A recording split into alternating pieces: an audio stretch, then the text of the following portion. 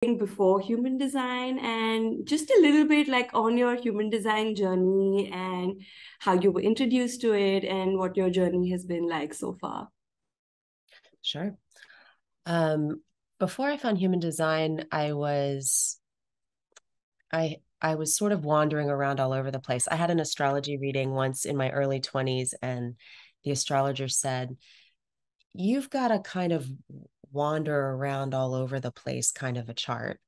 And it's probably going to take some time for you to settle into whatever it is you're actually going to land on, but it'll be a while. So don't be in a rush." And so before I found human design, I had done some kind of I had gone to engineering school, so I did the really logical sort of normal thing.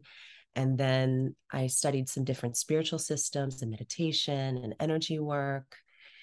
And I almost feel like with each thing I did, I would sort of with all my openness, I would sort of go into it and get absorbed in that world, so in the, you know, collegiate engineering school world, and then in the woo-woo meditation spiritual world. And then with each step, I'd end up having this feeling that something was out of balance or something was missing in each one of these things. And then I'd end up getting pulled into something else that started to address that. So went from that academic world to a sort of spiritual teaching, and then started to feel like there were some emotional pieces that were not being addressed in that work, that there were people who were bypassing or avoiding certain very real, normal human things through these spiritual practices. So that pulled me more into this psychotherapy world. And I started studying different somatic therapy modalities and, ways of understanding and processing emotion. And then I found human design right when I was pregnant or right after I'd given birth to my daughter, my only child. And it came to me through another new mom that I was kind of in community with, and she kind of plucked me out and said, "You would be able to figure this thing out. You should go study this." And then I went home that night, and at the time I was just, being a full-time mom, and it was very overwhelming as a with my makeup. And the first thing I watched was the first thing I came across really was Ra's video on his encounter with the voice. And I watched that in kind of horror and fascination, because part of me was feeling like, no, I'm getting more normal now. I'm gonna like do a more normal. I'm gonna be a mom, and I'm gonna maybe I'll be a therapist, and I'll make sense in a normal way. And then I saw this video, and half of me was like, there's something to this I got to know more about. I resonated with him right away, but at the same time I felt like I don't even want to open that door. I could tell it was like a Pandora's box that was going to suck me in. And then I had some initial readings with a few different people, and I took it really slow at first because I didn't really have the time or energy to devote to it. But it became something that I couldn't help but weave it into the work that I was doing with people in a more counseling capacity. And then I was going to go to therapy school, and then that didn't quite work out. And that's when I entered analyst training, and I thought, well, I'll do this instead. And I didn't even feel like I'm going to become an analyst. I just thought, well, I'd already taken the foundation courses, and I thought, well, I'll just take this next step. And then that kind of set a whole bunch of things in motion. And that's when I met John, and then we started studying and working together. And then it just sort of evolved into the work that we do now today, and it just sort of took over. Yeah, that's quite the journey. And some of the things that you said, I really resonate with as well, because I went down the academic route. I went to law school, and then I was like, nah, something's missing here. And then I went down the whole health and wellness and like tried a bunch of different systems, and then went down spiritual shopping and did Reiki and energy healing and so many different things. And then developed a coaching practice for myself, and then was invited by a client of mine into human design who said, oh my gosh, like you should understand this. You can understand this, so teach me, which is a fascinating process for us projectors, right? Especially mental projectors that are so open and are capable of, and these are your words, playing any game. I in one of our readings, you told me this, like, yeah, we really can play any game. It's just about realizing, like, is this really a good fit for me, or do I really have a voice here? Do I really have a say here? Do I feel recognized? Um, yeah, and I am really, really personally passionate about just bringing about more education when it comes to mental projectors, because personally, so far, most of what I've heard, and I'm not going to name any names because that's not the point. The point is that there is a deeper issue here, and that is that there is not enough um, correct information out there for mental projectors, or like that is supportive enough so that they can really go through their deconditioning process. And a lot of the things that I've heard around are actually quite disempowering, and it really has like been breaking my heart just a little bit, because I really see the beauty of what it means to be a mental projector. And honestly, just being in your classes and watching you be yourself really showed me just what's possible, what's possible for a mental projector, and just how much like clear outer authority they can offer, and just how much value they can offer. And so I want to clear some things up. And the first thing that I want to hear your perspective on and your insight on is our authority. And I know that there are so many different names that we give it, and I'm personally invested in this naming game because I have the channel of acceptance 1762, and I just like, something in me desperately needs to name things correctly so that they're well understood. And I feel like there's so many names given to our authorities. I want to go one by one through all the names, and I want to hear like your thoughts on it, and like, how you feel about them. Does that sound like something you want to do? Sure. Yeah. Yeah. Okay, cool. The first one that I have is no inner authority. How do you think about that?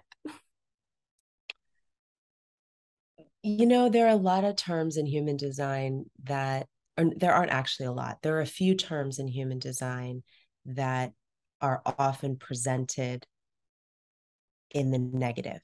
Like the two main ones I can think of are no inner authority and non-energy beings.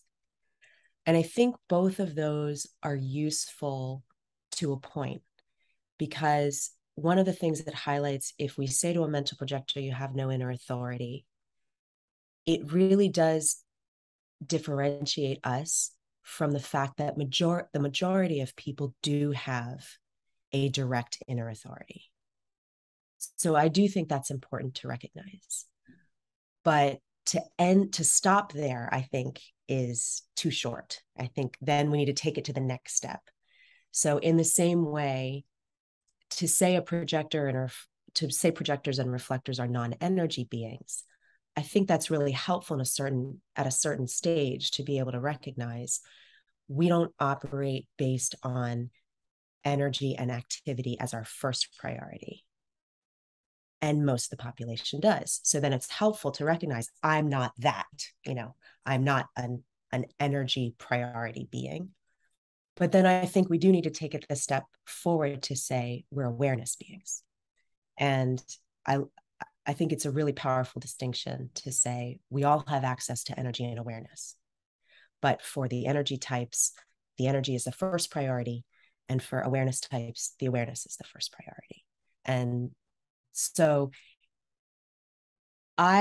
the term that I like the best, I think, in terms of mental projectors as an authority, is to say that it's a process-based authority. That's probably one of the terms that I feel is most supportive and accurate. Yeah. I love that you you bring light to that, because sometimes when we talk about concepts in human design or anything else, and we talk about them on social media, there's always like this rush of fitting it into a story or fitting it into a post, and like reducing the nuance of it all into like small, and yes, keynotes work and they're really helpful, and actually keynotes are what get through to people on a very cellular energetic level, but also sometimes like the nuance is lost, and we're all like clubbing everyone in like a large section, and there should be like 10 asterisks under it, be like, yeah, but if this, but if this, if this, right? Because it is the science of differentiation. So I love that you said it that way, and I love process-based authority as well, because then it doesn't reduce us mental projectors to just sounding bored, because I find that that's helpful. Yes, it's the primary way that I get to making my decisions, that I get to hearing the clarity of my body. But sometimes I feel like my body moves on its own, and like I will talk about it later and get the sense that, yeah, that was correct for me. But I feel like sounding board and like just talking things through is one way for me to access that, and this is just my own personal experience of experimenting with it for a little over 2 years.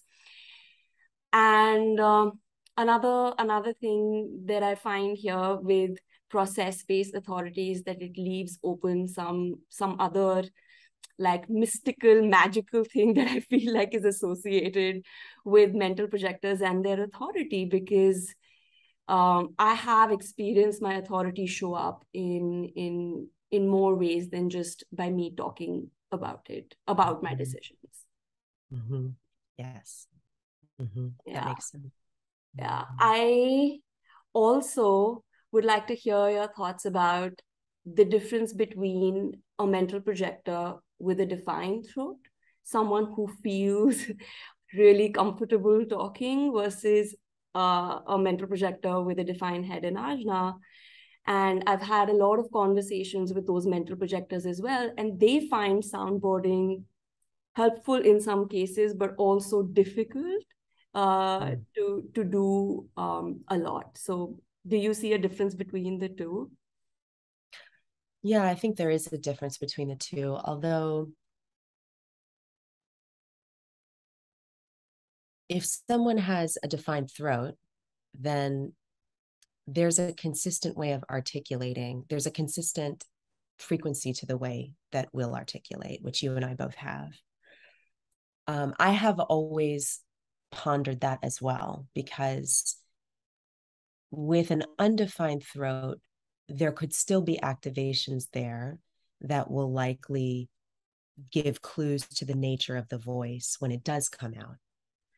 But it could also be experienced as a lot of pressure to talk, that if that's not what feels supportive, or if it feels like it's an effort or an overexertion to go through that process, then yeah, I think that it may not fit in the same way for a mental projector with an undefined throat.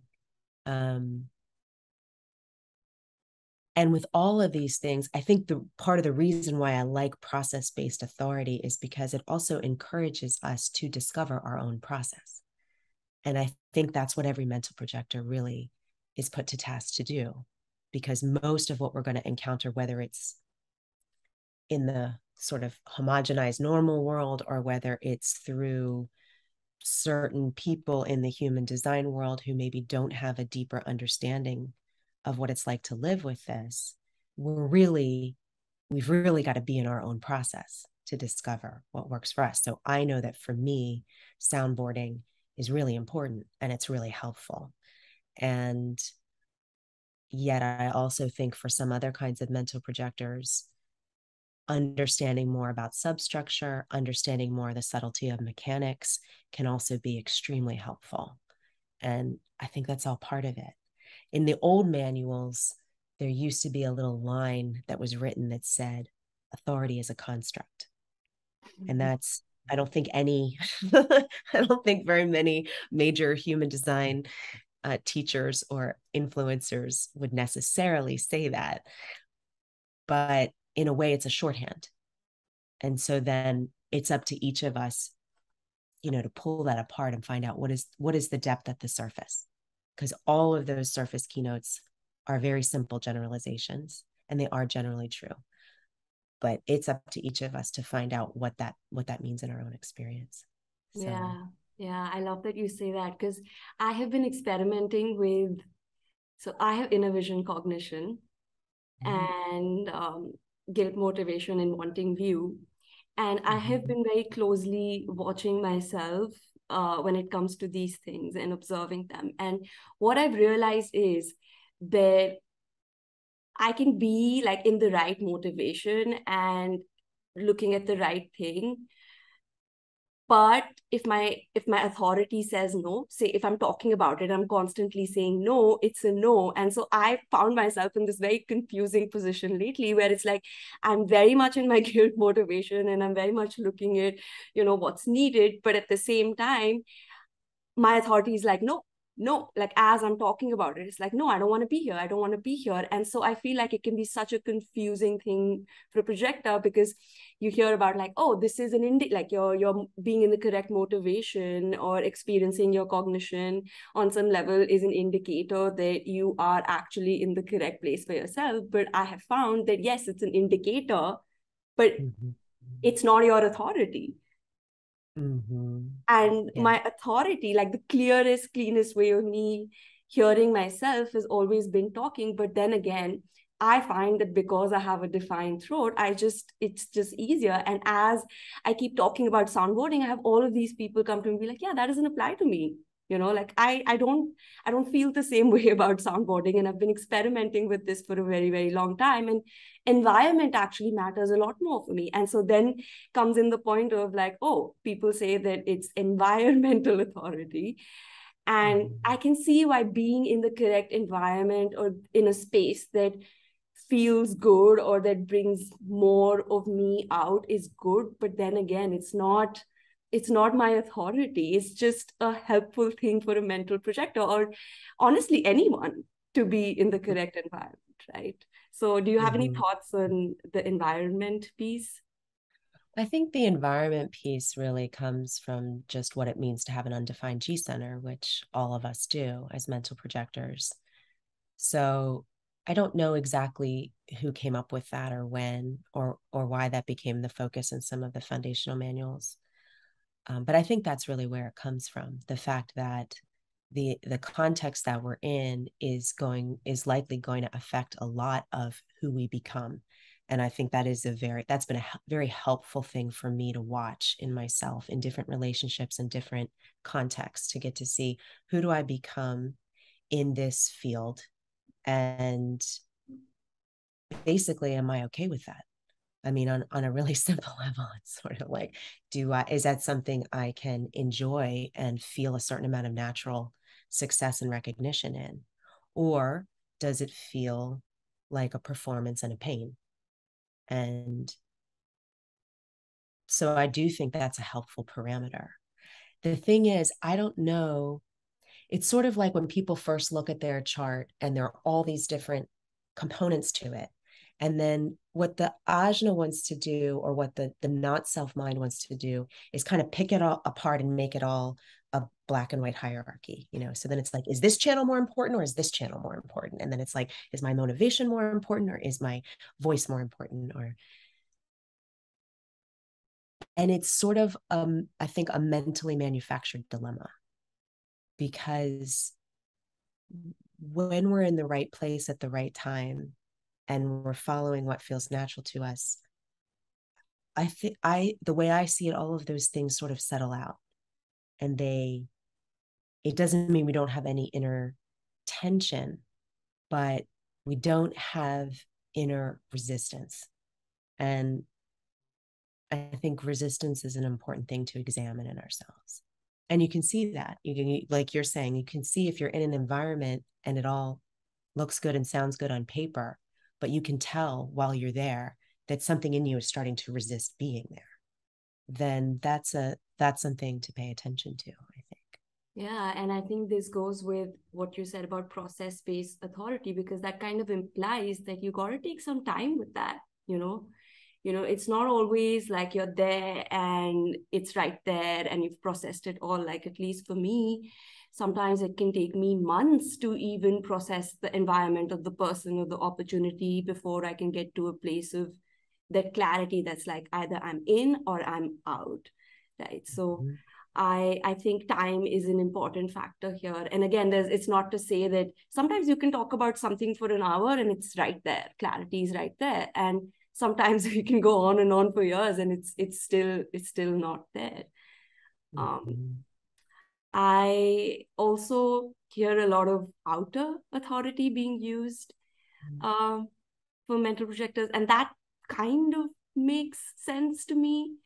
Mhm. I can understand why someone would say that, because in a sense we're speaking and then hearing ourselves and hearing our own truth, and that's what outer authority is: your own personal lived truth, or your own personal, like, how would you describe outer authority? Actually, love to hear it from your I perspective. think outer authority is more pointing to the role that we can play with other people. That's really the main role that we can play, is to be a guiding outer authority, which doesn't mean that we're here to tell everybody else what to do, but that our consciousness is here to provide a kind of guidance and a frequency for other people that they can then choose to, you know, follow or listen to or not. Um, and everybody has that capacity. Everybody has an outer authority capacity through their consciousness. It's just that for us as mental projectors, that's the main thing we have, whereas for the vast majority of other people, that is not the main thing that they're here for.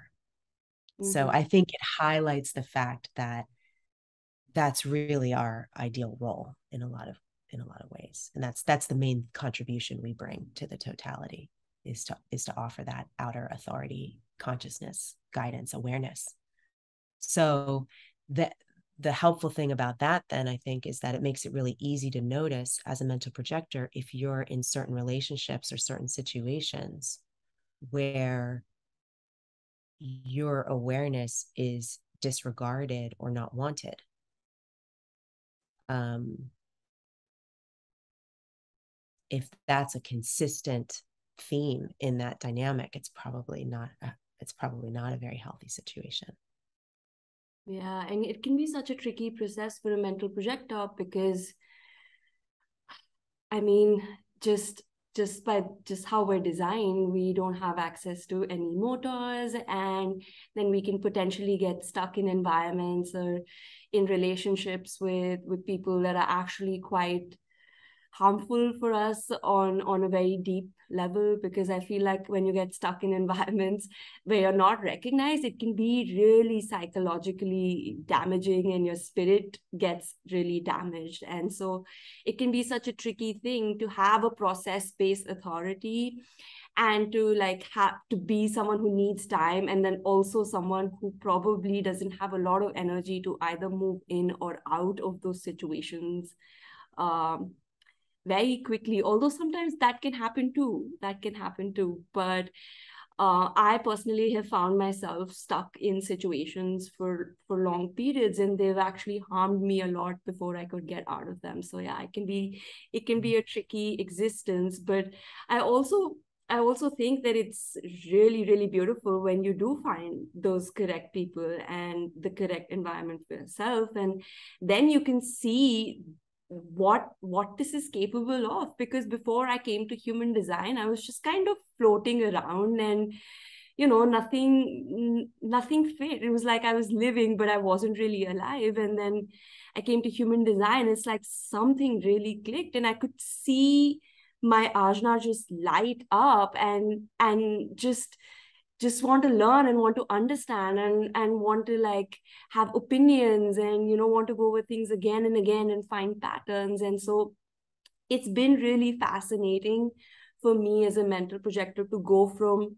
this place of I have to protect myself to, oh wow, I actually have a contribution to make. And it's actually really beautiful. And sometimes I find that in the human design world, we're constantly bashing the mind, where and um granted, the not self mind is something that you have to learn about. The not self mind is something that you have to be reminded of a lot as you're deconditioning. But also sometimes as a mental projector, it can feel really like, sometimes I feel personally attacked because like everyone's like, the mind is this and the mind. I'm like, no, sometimes the mind is actually really beautiful. And sometimes we can have like an ajna appreciation party or like a head appreciation party as well.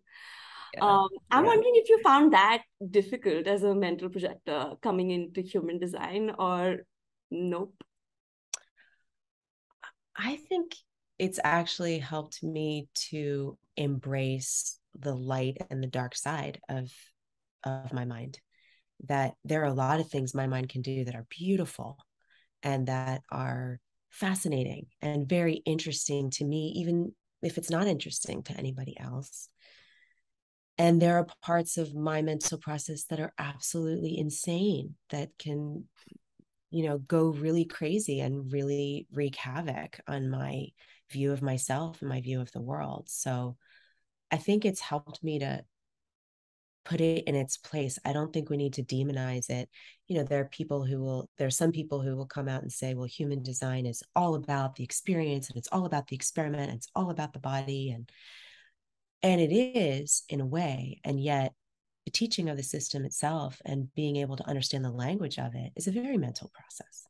So the mind has a place in it for sure. And yeah, so I don't think it makes sense to demonize anything in in the human design realm. There's stuff that's harder than other stuff at different times. Everybody's got their own problems. It's been fascinating to me over the years actually to go from early on looking at my design as something that where there's all this deficit, there's all this absence, all this no inner authority, non-energy, no motors, all that kind of stuff, to actually being able to experience it as a kind of spaciousness that I feel very lucky to get to have.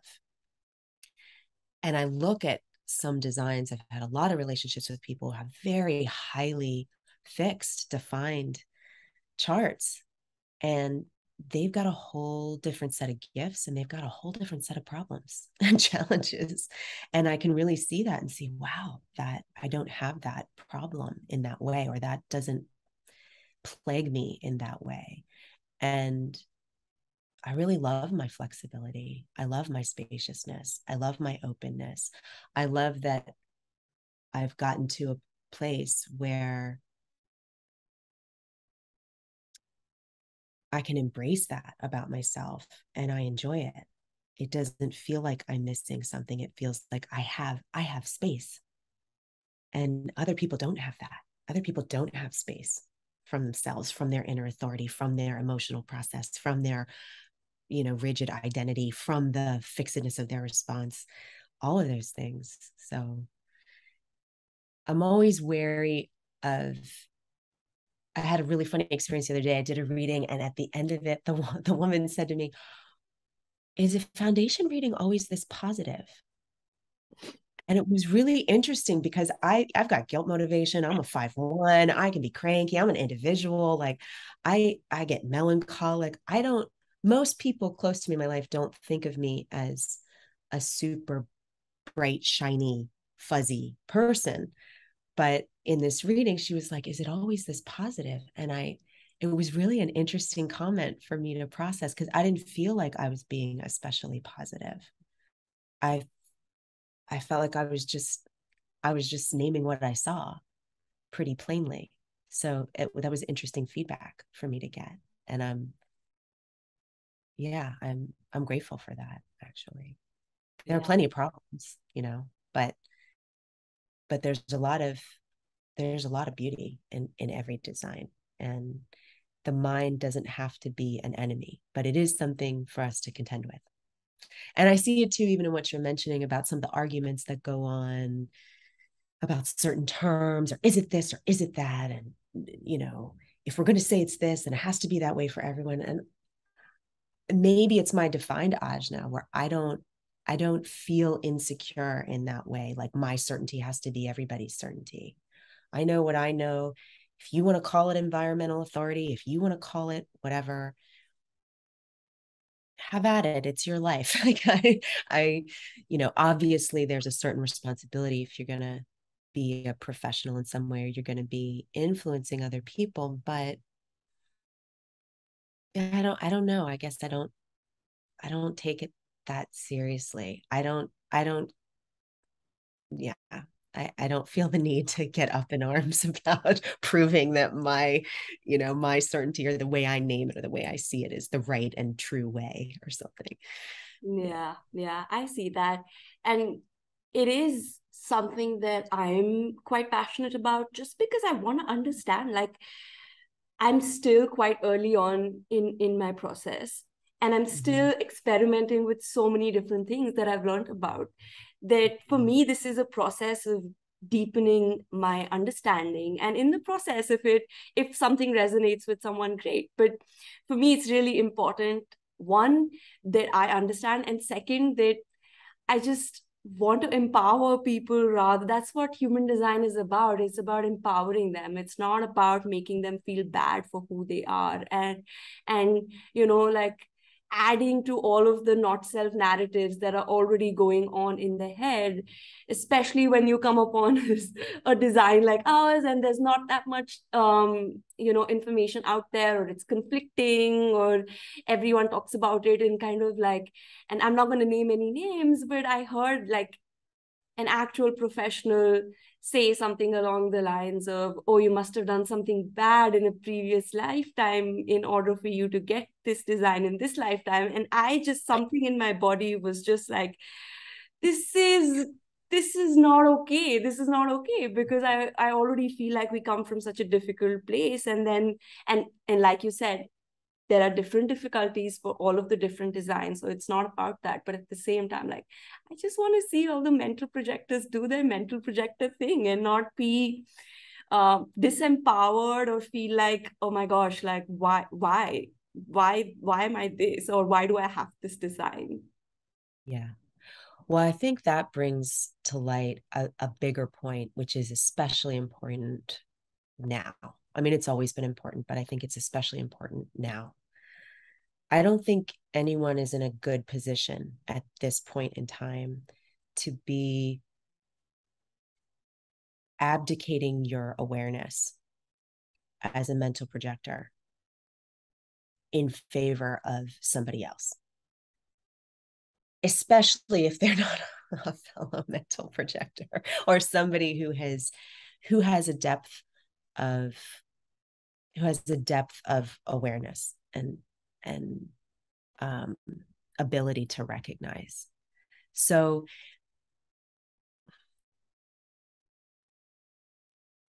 I think it's a very important time to recognize. I mean, this is why, you've taken classes with me. This is why I start out every class and say, here's my design.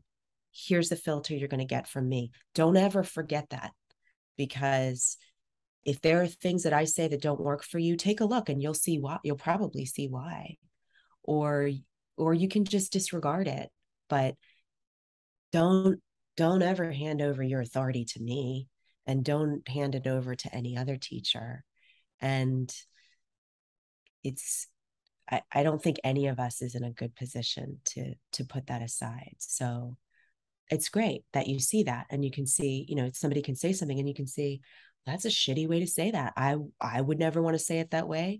I don't enjoy the impact of you saying that to me, and I don't think you should say it. Well, you are entitled to that opinion, and it would be natural for you to have that opinion, given your design as well. So, and then you can process whether that's an environment or a teacher or a situation that you'd want to continue to subject yourself to or not. Whatever that process is for each person, I think it's really important to take responsibility for it. So that's my guilt motivation. Yeah. That's my guilt motivation clarion messaging for everyone is take responsibility for yourself. Take responsibility for your experience. There's nobody here that owes you an experience. Wow. This is your life. Yeah. So, yeah. Yeah, no, that's so beautifully said. And yeah, ultimately, that's what this deconditioning process is about, right? You really becoming your own authority and understanding what that means, understanding what it means to be you in these changing times, and still be able to tune into yourself and make that decision from that place of this is correct for me, no matter what anyone says, even if they're in a place of authority, they're not my authority, you know. Mm-hmm. I am my Yeah. authority and I get to decide for myself. And this is so important because the closer we're moving to 2027, the more we're going to really need our authorities because things, I mean, I'd love to hear your thoughts about what you see happening. But yeah, Mm-hmm. inner authority is absolutely imperative as the times change and as the background frequency changes and shifts. So Mm-hmm. I would love to Mm-hmm. hear, how do you see 2027? And in particular, what I'm really interested in is hearing, like, what role do you see projectors having in a world post 2027? Well, I think we're moving toward obviously an era where there's more there's more background frequency support for individuality in general. And if we just look at that simple surface layer of it, then we're looking at a theme that's all about seeing the truth for ourselves. It's it's about the truth that we can know for ourselves or not. And for me, one of the biggest lessons of individuality is that it's actually very it's got a parallel with the emotional wave in a way. Like we can say with the emotional process, you don't get pleasure without pain. You don't get one end of the emotional chemistry without the other. They exist together dynamically. And in the same way with individuality, you don't get knowing without not knowing. You don't get inspiration without melancholy. They're wedded. So I think it takes a lot of humility and awareness to be able to admit when we know something and when we don't. So if there's and the greatest insecurity with individuality is often around trying to prove that what I know as the truth should be valid to you, to another. So that's the danger, I think, with individuality.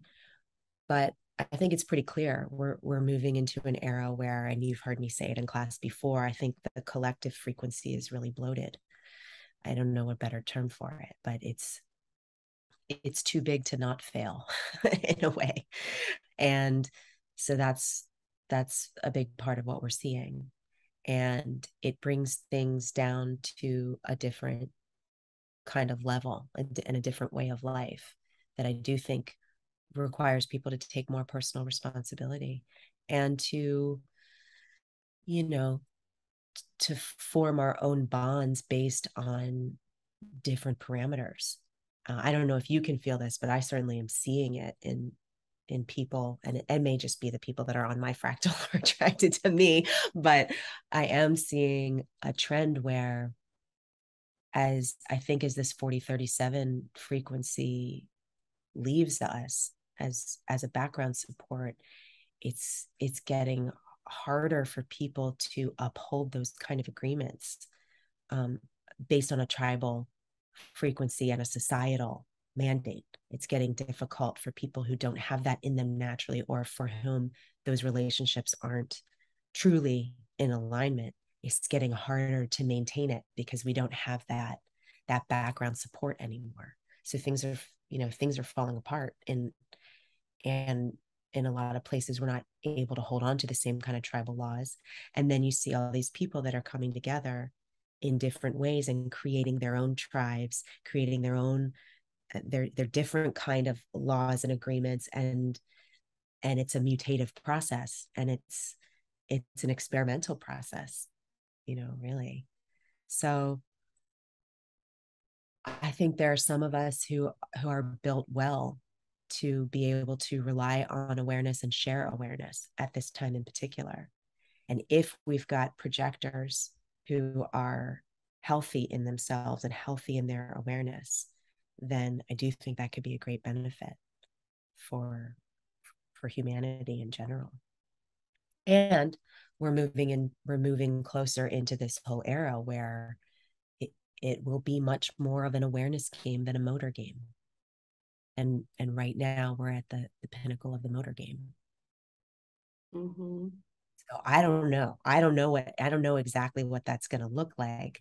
I can just see the disintegration, Yeah, so what I'm really seeing around myself is a lot of people leaving their jobs. That's one that I'm just noticing, like a lot of frustrated people that are not in good health, young people that are just like, I am done with this. I am done working for someone else, and I'm done giving up my health for this. This is something that I'm constantly like watching around me. Other things that I'm noticing are like you said, the bond, like the marriage bond specifically around me, like I can see a huge shift.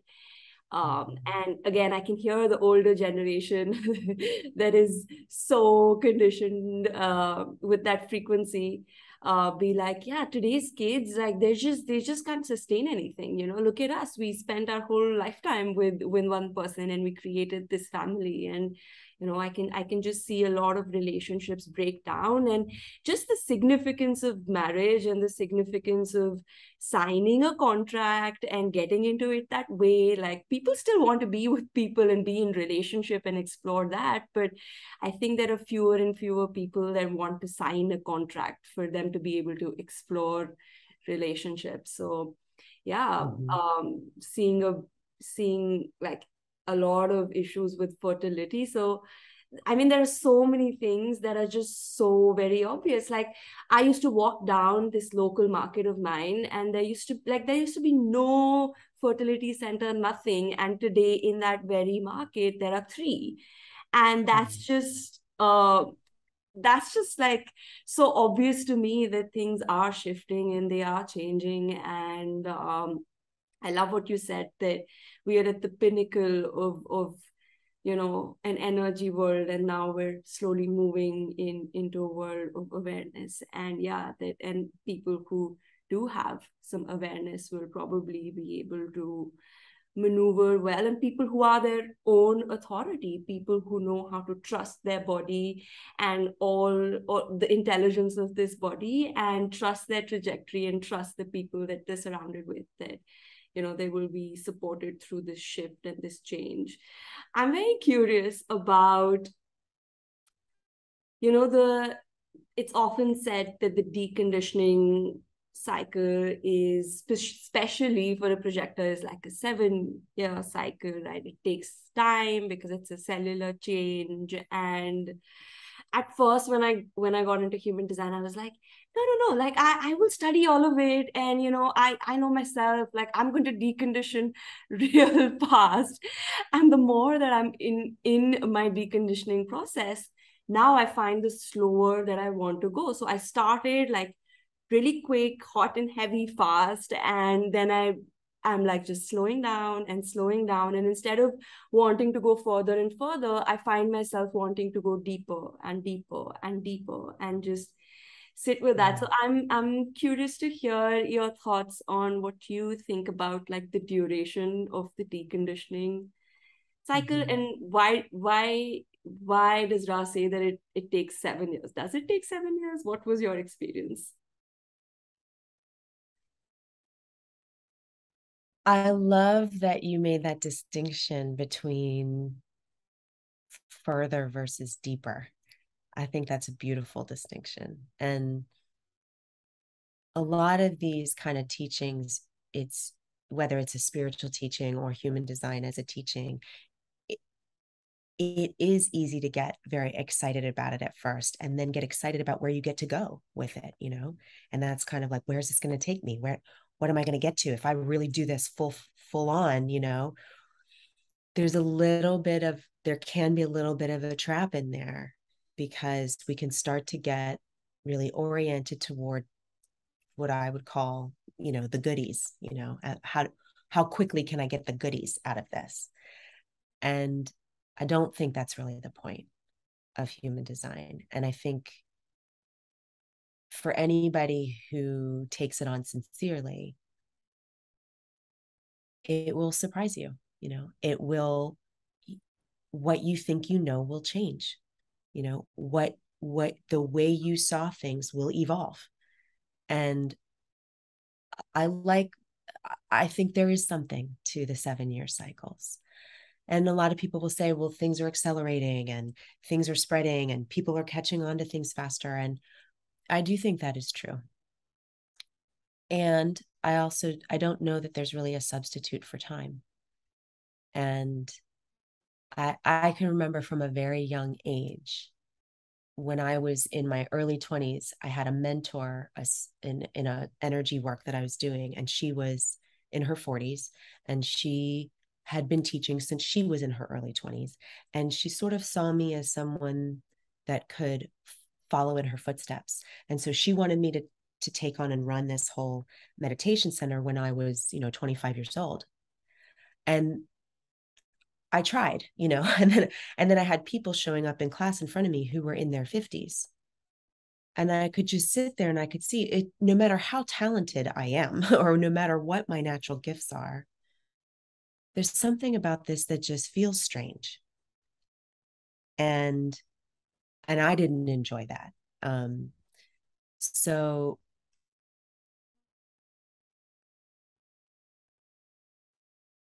I do think there are things that happen over time that reveal different things to us. And so then it can be really helpful to know where you are, you know, in your own process, and to be honest about that. And then you'll see what there is for you to engage with who, you know. But I do think there's something to it. I mean, I'm coming up on my 14th year. So next year will be my 14th year. So that'll be the end of my second 7-year cycle. And I don't know. I think I think if we're in it sincerely, we probably get more humble as we get older. We get more like, oh God, I don't know. I'll give you the best I can. I'll share what I know. But I don't know. It's a crazy life, you know. So yeah, I think there's something to it. But I think there's also something valuable about recognizing that it's not a better or worse thing. It's like, would we say a 5-year-old is worse than a 10-year-old? It's like, no, that doesn't make any sense. A 5-year-old is a 5-year-old, a 10-year-old is a 10-year-old, you know? And you've got people with different speeds, different gifts, different aptitudes, you know? So there may be some things that, given your design, given your history, given your experience, given your particular life experience, you know, you may be in a different place with things than somebody else who's known about human design for however many years. But I do think there's a significance to the personal process that happens over time. That's in my experience. Yeah, and it never really ends, does it? Like, so even just thinking about it as a 7-year process is actually not helpful, because if you're in it, it never ends. You're always deconditioning, you're always, or in a sense at least, like not making decisions from that conditioning, right? Not making that, always working through not making the conditioning that you're receiving your own, working through not identifying with it, right? So in that sense, you're always moving through, and at some point, right, like this is what my mind thinks, that at some point of time it just becomes easier to wait. At some point of time it becomes easier to just sit back in that lull, because that lull does happen. Like, for me, like sometimes I'm getting all of the invitations, and then sometimes I go through phases and periods where there's just nothing, there's just quiet. And it's only like through experience and noticing that I'm realizing that's actually a very normal part of my journey. Like, I can't be active all the time. It's just not possible for me. It's just sometimes I notice that when I don't get the invitations, like time for me to have that deep rest, or time for me to just be here for me. Because as a projector, like so much of your life is about for the other, and it feels good. It's not like you're making some sacrifice. It actually brings me a deep feeling of success, and that's why I do it. But then, there are those times when your life is just for you, and there's not a lot of activity, or there's not a lot happening. And I'm not sure where I'm going with this, Mhm. but um let's see, what else do I want to ask you? Well, if I could comment on Yes, that please. piece that you just said. Yeah, because I think what you're saying highlights again this thing about it's not about getting anywhere. And so if it's not about getting somewhere, then it frees us up to just be in the experience we're having the awareness that we're having, and to get to enjoy that. And if you enjoy the ride, you're not eager for it to be over so that you can get to wherever it ends. Then that doesn't even become then it's not even a question anymore. It's like, are you gonna have success in this way or in this way? Are you gonna make a contribution in this way or in that way? I think it's a huge relief as a projector when that's not the first question. So many projectors will come to human design, and within the first, very short period of time, it's like, well, what do I do? What do I do? What do I do? It's like, that's not your question. That's not your question. That question is never going to really be fulfilling for you. You know, what do you see? Like, what are you seeing? And then when we start to be able to fall in love with our own seeing, even if nobody else, even if we're not getting attention for it or nobody else is validating it, it's nice. It's really nice to be able to share awareness with somebody. And my favorite kind of coming together with people is when, I can put something out there, and then they put something out there, and then that goes somewhere else, and then that goes somewhere else. And we're kind of getting to really look at something together. That's exciting to me. As soon as it turns into a debate, well, you see it that way, I see it this way. Why do you see it that? As soon as it becomes a thing like that, I'm sort of like, oh, this isn't fun. This is, and that's just my orientation. But it's a really big deal to be able to enjoy the process and to let go of where it's going, especially because for most of us, where it's going to take you is probably not going to be where you think. Yeah, yeah. And that's so, like, that's such a realization to come upon in your deconditioning process, because in the beginning it does feel like, oh my God, this is going to solve like all the issues that I'm having. Like, this is the answer to all my problems. And the more that you're in it, the more that you realize there's no prize for being yourself other than you get to live your life. Mm-hmm. And that's meaningful, and that's valuable to you in some way. And again, that is not like, you can't assign anything, like any value to it in the material sense. It just feels right. It just Mm-hmm. feels better than a not self life. It just feels like you're gliding. It just feels like, and not to say that you don't have bad experiences or you don't struggle through things. You still live a human life. it just Mm-hmm. it just feels like you're equipped for it, or the people that you're surrounded with actually bring the right kind of support, or the right kind of guidance, or whatever you need in order for you to see more, grow more, whatever your orientation is. Mm-hmm. So it's really important to stress on this, because sometimes when we enter human design, we feel like this is where all our problems get solved, whereas that Yeah, might not be the case. right. And it's like how you named this uh this format, you know, no choice, love yourself. It's not saying no choice, fix yourself, or no choice, solve your problems. It's, you know, those things shift over the time. I think about it sometimes the way you can look at a child. It's like some people will handle parenthood as a process of being able to fix or mold a child into what they want them to be, or what they think they should be, or what they think they need to be in order to survive in this world. It's a very different thing to be aware of what that child is and discover how to love and nurture them for what they are. And that's really, I think, what we're doing with ourselves. It's like, how do I love and support myself and take care of myself in a way that's I don't treat myself like a problem.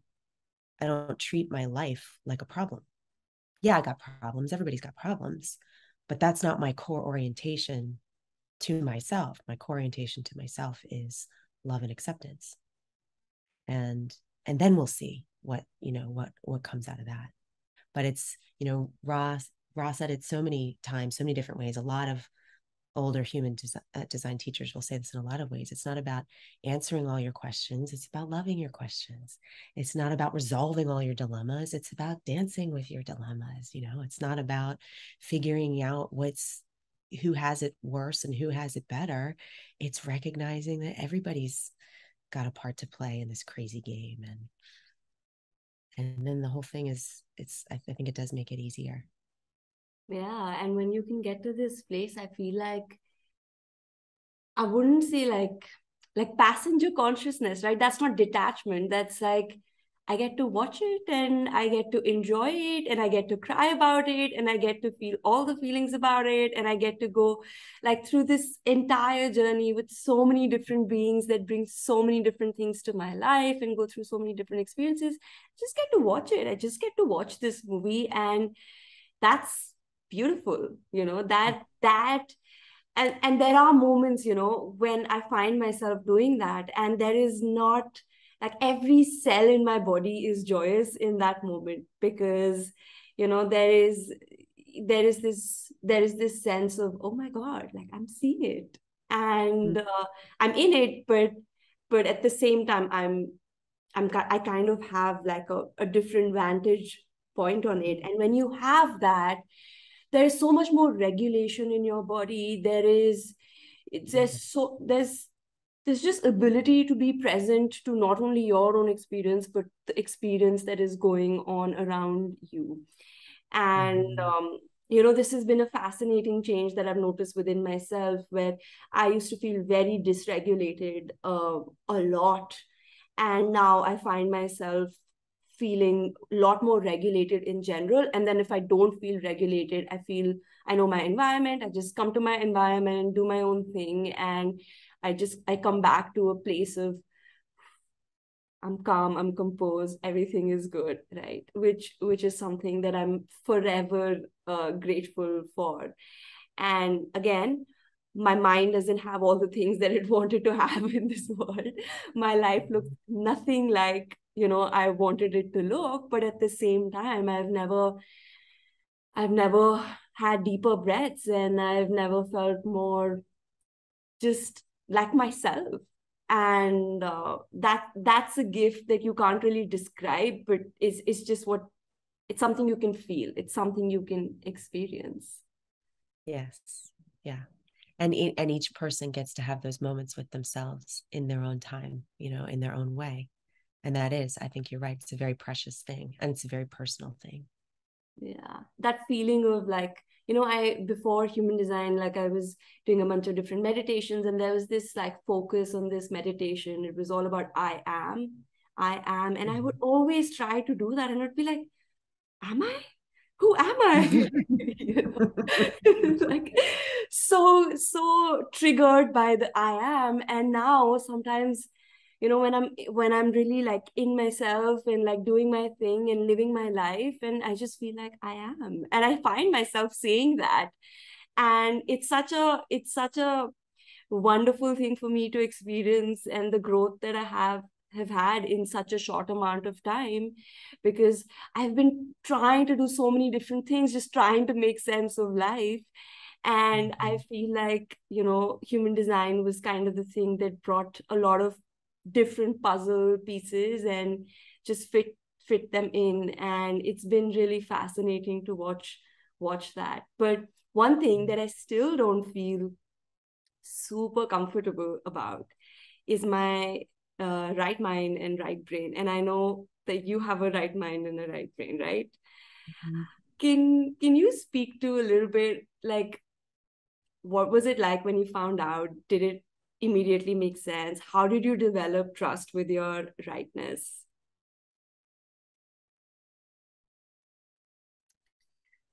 Well, I think it validated a lot for me about what my childhood was like, and that I was the kind of kid where I could do really well in a lot of kind of academic settings without putting in very much effort, just in that right mind way of absorbing a bunch of stuff and then feeling like I don't know anything and then somehow pulling it out of my ass on a test that somehow it worked out.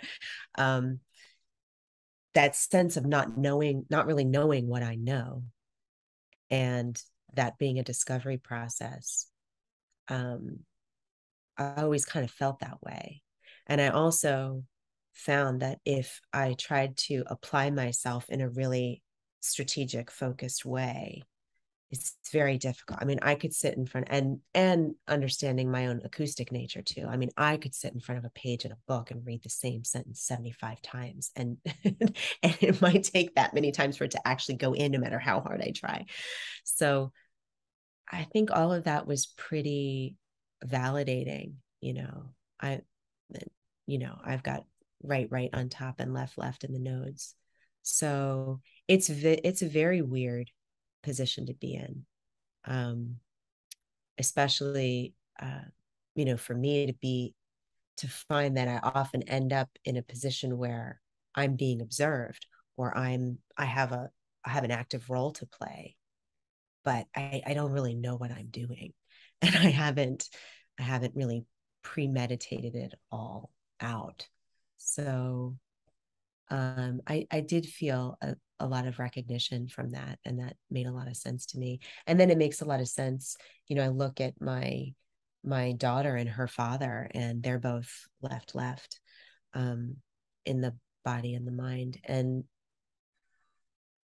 I can see I can see the way that she learns and the way he helps her learn so different, than the way I would go about it. So, but I don't know that I found it particularly troubling. I think it gave me more permission to kind of let go of thinking I should do it in some sort of more, particular focused way.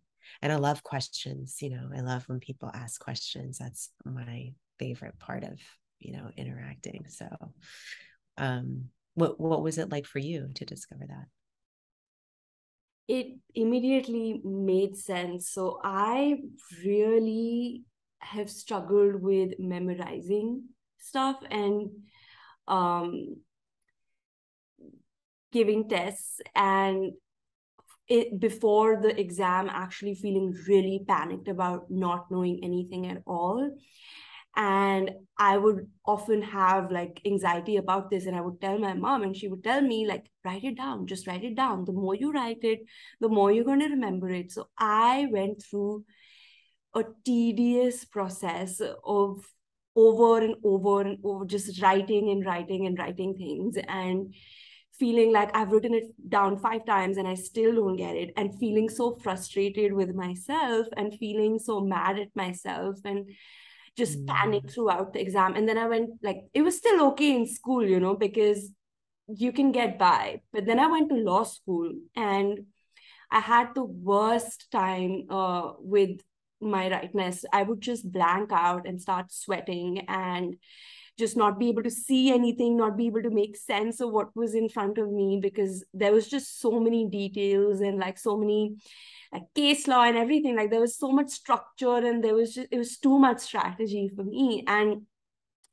funnily enough, like I still made it through law school. I cried the whole way, but I made it through. And then when I learned about my right brain and my right mind, I was like, oh, I actually don't want to write another thing with my hand for the rest of my life.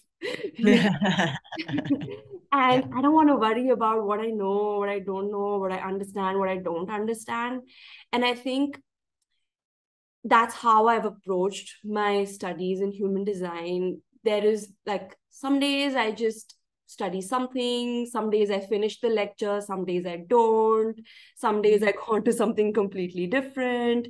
And then maybe someone will ask me about something and that will pique my interest. And that will, so it's a very, very unique way of approaching something where you can feel like you're all over the place. But actually, somehow something is happening up here that Yeah. is putting it all together.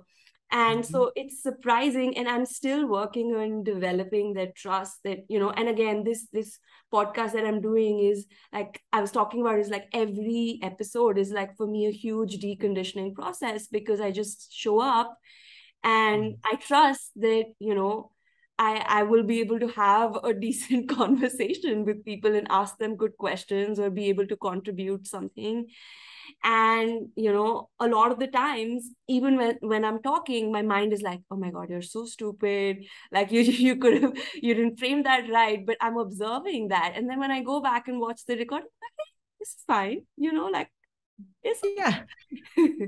so yeah, it's been a huge, huge, huge process, and it's still something that makes me feel really uncomfortable. But I'm so happy that I find myself in this space where I can actually experiment with it, where um I don't have to be in exam halls with all of these different people and take in all of these different like anxieties. And then I don't know how you felt about being in exam halls, but as a mental projector, I was so stimulated, and I had all of these different things going on in my body, and I just couldn't do well in that situation. And I grew up feeling like I'm kind of stupid, like maybe I'm not intelligent enough. And yet Mhm. in other places, when people would ask me, I would be someone who would be able to share something really valuable for the other person. And so most of my life I have been trying to like make sense of these two contradictory parts of myself, where it's like I feel like such an absolute mess when I have to produce something strategically, but at the same time, when I'm asked, something really like potentially really good can come out of me that is actually truly helpful for the other person. Mhm. Yes. So Yeah. yeah. Yeah. And then I think also with a design like that, then with designs like ours, then you can also find that in certain partnerships or certain dynamics, you may have more capacity in some of those areas. Not that you process things different mentally, but you may have a kind of energetic support or input that adds a certain kind of fuel for being able to, put something together in a different way than you would if you were by yourself. And that's the part that I think is really healthy for us to embrace as mental projectors, to not get too fixated on how do I prove that I am valid or can make as much of a contribution as any other individual and I can do it on my own, but to recognize it's not a weakness to be deeply affected by other people. It's not a weakness to be deeply affected by relationship, but it is something to work with. And then those analogies that have to do with seeing that if you're a mental projector, which means probably don't have, most mental projectors don't have a whole lot of channel definition, maybe a few. Or if you look at any design, where there's only one channel defined, it's something it's very specific, then to me, then right away that there are going to be lots of situations that you're not built for, you know?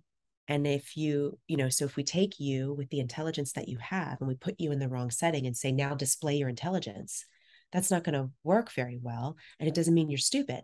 It means maybe this is the environmental part. It means you're in the wrong environment, you're in the wrong context. And so your intelligence doesn't have a place in that context. So it doesn't mean there's anything wrong with you. Doesn't mean there's anything wrong with that context. It's just not a fit. It's not for you and you're not for them.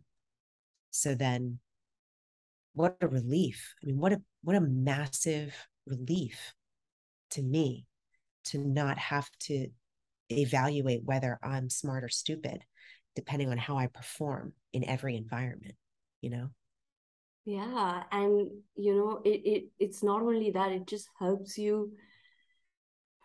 Like, I don't take everything personally anymore, like whether it's the environment or the person or the situation. It's just so much easier to be like, yeah, maybe it's just not the right fit. And then when you move from that place of like everything being personal to you, like everything saying something about you, and you move to that place of, yeah, everything has a place in the world. Like, every person has a place in the world, every emotion has a place in the world, every way of thinking has a place in the world, every perspective has a place in the world. And you don't have to love it all, Mm-hmm. but you can accept that it all has a valid place. And that if something doesn't fit well in your life, then you can just look in a different place, like look somewhere else, or like take yourself away from that and just wait and see what happens and what unfolds and what comes towards you. So it's been amazing to be able to just yesterday. And again, I want to be mindful of your time, and I'm going to um quickly come to an end soon. But just yesterday I was thinking about, something with a loved one, and like how much I love and respect this human being, and just how much of a support and value this person has been, valuable figure this person has been in my life. But at the same time, certain things about them really bother me, and I can't respect, and I judge. And I don't have to make either of them wrong. Like, I can hold this aspect of them and this aspect of them together, and both of them can be wrong and they can both exist. It's like, you know there is this cognitive dissonance, but at the same time in life, um it doesn't have to mean anything. Like, you don't have to choose a side, you don't have to make one right and the other wrong. It could just be right for you in the moment or not. Yes. Yes, exactly. I've seen that play out in so many relationships in my life where before I understood, before I could see a lot of these dynamics, I would I would think about it more in that black and white way, sort of like, does this person really get me or not? Or do we really belong together or not? Are we? And over time, that's turned more into a recognition of, and maybe this is a lot also because I have so much individuality in my design, but I really notice with people, I have a sense of like, this is not our time, our time isn't here yet, or I know that there's a certain awareness I could share, or there's some kind of an exchange I could have with someone, but I feel much more observant, or just having a sense of when it's not the time for that. And then if I don't have that expectation, if I don't put that expectation on it, it makes it a lot easier to just relax. And then when the moment does show up, it's like, oh my God. And for me, I'm nocturnal. This often happens for me in certain situations, where it's the middle of the night and somebody can't sleep, and then it's like, oh, this is what I'm this is gonna be our time. It's like my family member or my friend at the retreat or whatever. I'd have these moments where somebody shows up and it's 2 o'clock in the morning and they want to have a deep conversation. And that's really exciting.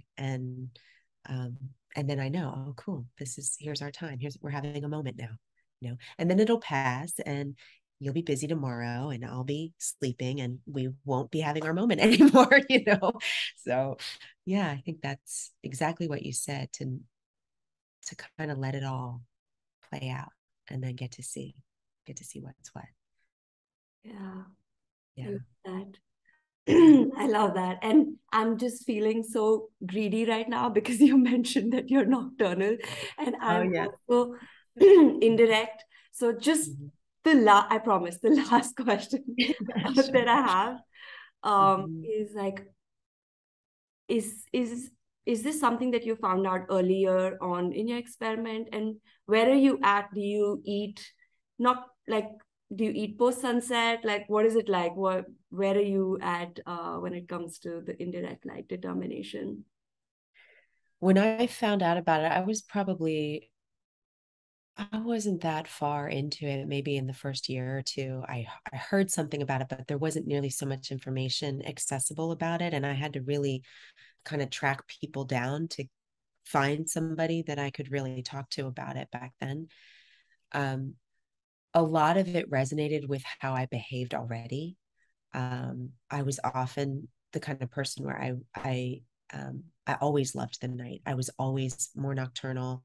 I always loved to study and create and connect with people more at night than during the day. I often didn't have a lot of appetite or motivation to eat during the day. I had noticed already for myself that if I did eat a big meal during the day, it would just knock me out. I mean, I'd feel like ready to pass out. And normally, even when I was a kid, I was in school, I'd be really busy doing stuff all day. And then I'd come home and I'd have like three dinners. And, my mom would just kind of laugh at me like, you're eating again. Now it's midnight and you're eating again. So a lot of it was already there. Um, I, I didn't take it on early on in a really dogmatic way. I didn't take it on as a hardcore thing to hold myself to. Um, and even now, I would say it's still an experiment for me. Like one of the things that I've realized in the last couple of years is that there is a lot in that six color determination that is about light and quality of light. So, we separate it into direct and indirect. But what I've actually discovered about myself is that the time when my body actually really wants to eat is right around sunrise and sunset. Those are the two major times when I find that my body wants to eat. And so, I never read that anywhere exactly. I haven't I haven't conferred with a bunch of people about it. I've been in my own experiment with it. Um, I've always been more of a like beverage person during the day, and soup. I've always loved soup. Soup has been like one of my favorite things always. So those things in small amounts do tend to be more digestible for me, and that is how I operate most of the time. And then I find that I'm a sort of two. Generally, I'm a two. What do they call it? When those reports came out about how a lot of people, it didn't actually used to be the common thing that people would sleep for 8 hours straight, that there would be two sleeps, and that, people would talk about the first sleep and the second sleep. And I find that I'm more naturally that way. I'll tend to go to sleep, usually between 1 and 3 o'clock in the morning. And then I'll sleep for a few hours, several hours. I'll often wake up before sunrise and eat something and then go back to sleep.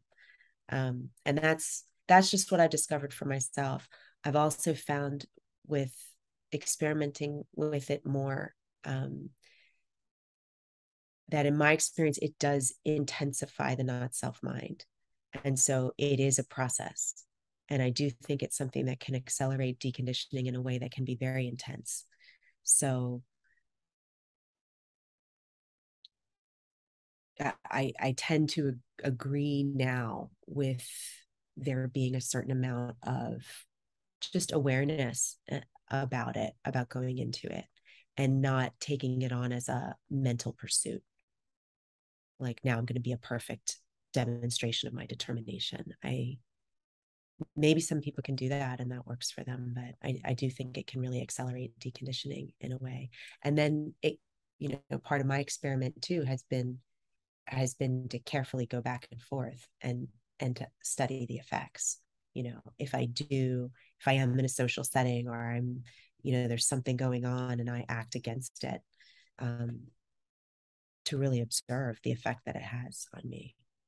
I went to an acupuncturist once several years after I had a baby, and she was really adamant about that, I wasn't eating properly, and I needed to have 3 meals a day, and I needed to have snacks, and I needed to do it like this. And, I tried it, and I probably felt worse than I'd ever felt in my life at that time. So yeah, it's been an experiment for me, for sure. And I think it's important to come to it in the time that feels right for you to do it, you know. I was very naturally like eating my bigger meals at night. Mm. I'm also like, I don't eat as much. I only have like 2 meals. And so I was always skipping breakfast. Breakfast was just the most disgusting thing to me. And Mm. very naturally, like drinking more liquids in the day and then like a snack during like sunset or a little before sunset, and then having like my bigger meal later in the night. But I've also recently finding that, so I've just moved houses, and Mm. ever since I've come into this house, I'm not staying up as late as before. Mm. And I am also feeling hungrier in the day. And so I'm doing what my body tells me, right? But I can watch my mind come back like, oh, you were so much more naturally nocturnal in that other space that you were in.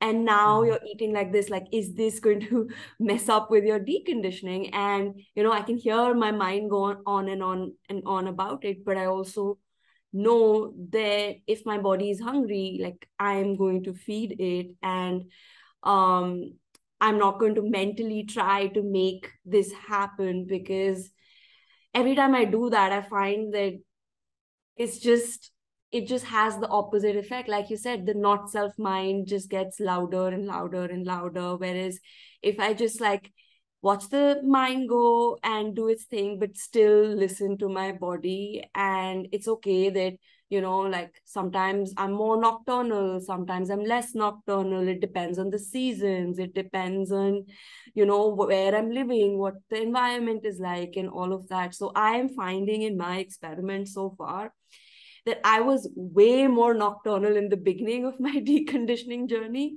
versus Mm. now. I still am up pretty late and eat later at night, but I notice a difference of a few hours now. Mhm. And let's see. I don't. Yeah, I think it is a very personal experiment.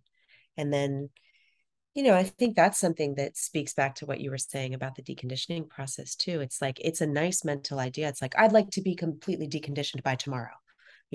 That's my goal. I don't need to take 7 years. I can be fully deconditioned.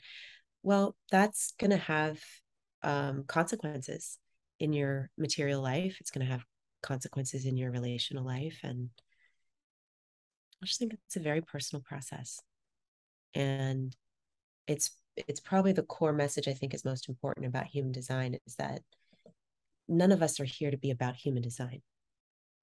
Human design is a tool, and each of our lives is about us. And so we've got to each just discover what that means, or we can each discover what that means, and then what kind of a tool it is for us and how we can use it without having it become something that is either imprisoning or that we burn ourselves out on because we haven't been willing to move at a pace that's actually healthy for us to move at. Yeah, and it's important to remember that so many things have to be in place for you to actually live your life, because we have been on such a homogenized journey, and we've probably found ourselves in a place where the environment isn't set up, like our support system isn't set up, we're materially not set up, we're not set up in so many different ways. And maybe like we understand the information, but our life isn't set up for us to live like ourselves, and that can take a long time, and it is a process, and something that you have to respect ultimately. Mm-hmm. Mm-hmm. Yeah, I think it's healthier to go about it that way. And some people can do it. Some people can be destitute and on the street and homeless and barely surviving, and somehow human design is of use to them.